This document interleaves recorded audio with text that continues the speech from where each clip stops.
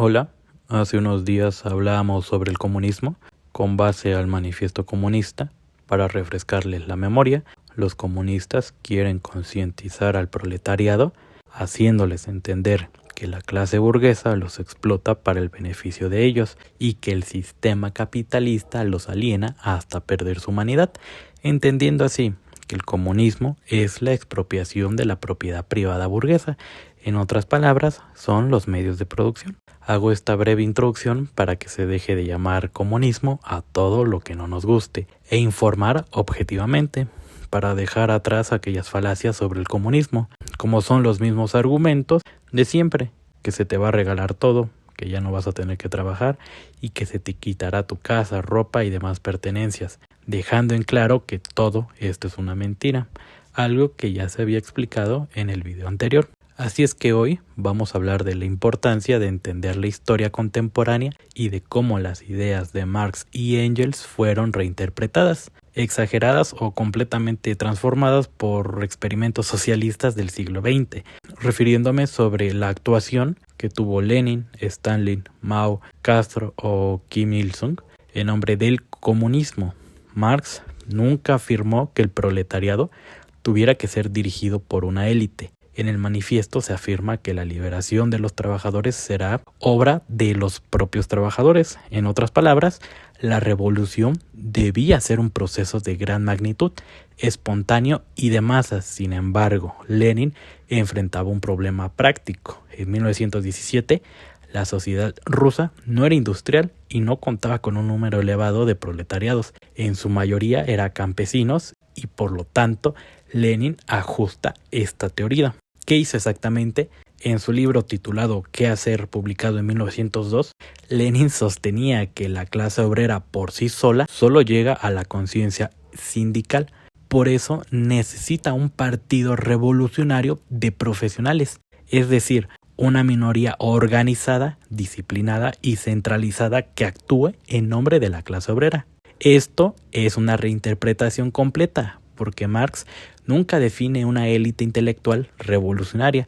De la misma forma, no propone un partido jerárquico con autoridades absolutas y critica Marx a los socialistas autoritarios de su tiempo, llevándonos así al resultado histórico que conocemos. El sistema soviético nace como un modelo donde el partido es superior incluso al propio pueblo. La revolución ya no se origina desde abajo, sino desde la élite del partido. El socialismo se volvió estadocéntrico. El Estado, según Marx, era un instrumento para el dominio de clase y sostiene de manera explícita en la Guerra Civil de Francia: el Estado no debe ser conquistado, sino abolido. ¿Y entonces qué hicieron los regímenes del siglo XX? Todo lo contrario, crearon estados que eran más grandes y poderosos que cualquier monarquía, agrupando las industrias, los sistemas de comunicación, la energía y la educación. La política fue militarizada. Desarrollaron aparatos policiales omnipresentes, llevándonos a la pregunta: ¿por qué hacían esto? Debido a que los líderes comunistas lidiaban con invasiones, resistencias sociales, conflictos civiles y una economía en ruinas, para sostener el control, optaron por un Estado muy centralizado. Sin embargo, ese tipo de gobierno no es parte del pensamiento original de Marx, sino que responde a la exigencia política del momento, llevándonos así otra vez a la historia. El socialismo real se convirtió en un estatismo absoluto, algo que Marx hubiera considerado una contradicción, llevándonos así a la planificación centralizada de forma rígida. En el manifiesto, Marx menciona algunas medidas transitorias, como centralizar el crédito en el Estado, centralizar los medios de transporte.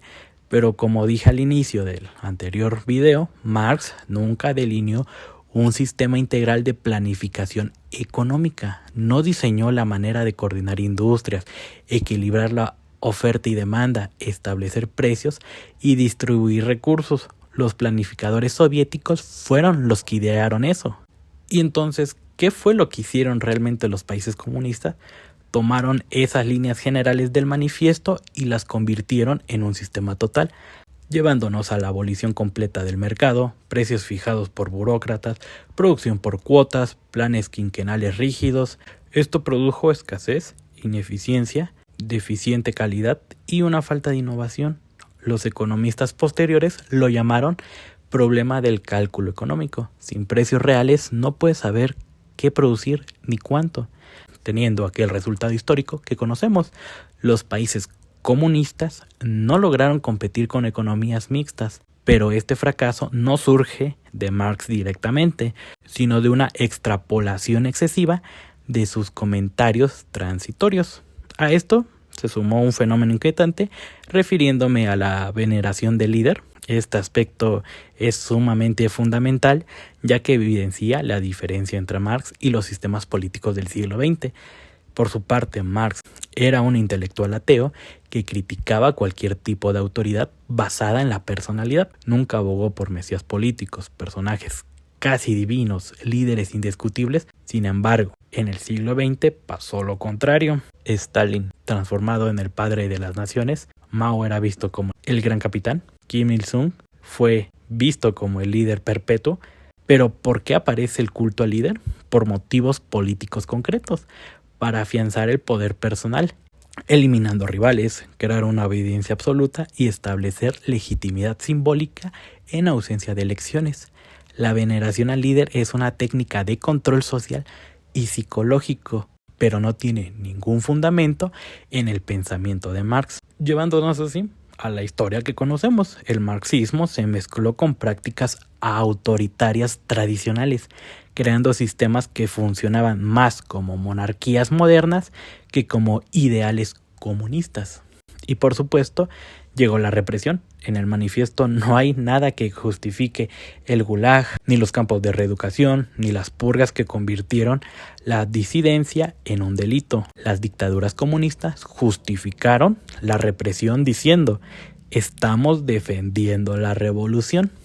Pero esto no proviene de Marx, sino de las condiciones de guerra, el deseo de eliminar la oposición y el control absoluto del poder, haciendo que se volviera sistemática. ¿Y por qué pasó esto? Y es porque la crítica se vuelve peligrosa, la oposición se interpreta como contrarrevolución, el Estado domina todos los medios de comunicación y la economía depende de la obediencia total para funcionar, llevándonos así nuevamente a que ninguno de estos mecanismos aparecen en Marx ni en el manifiesto, haciendo así que el resultado histórico que se debería de enseñar fue que el socialismo real tomó un giro autoritario que no existe en las páginas del marxismo clásico.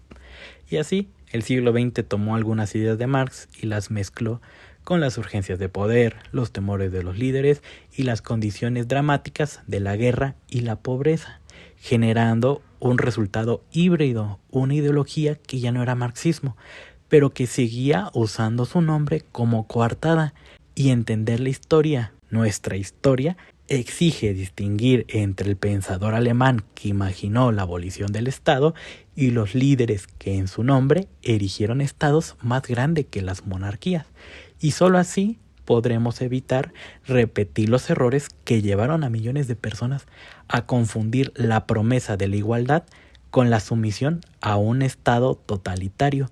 Esto fue Mate y Letras.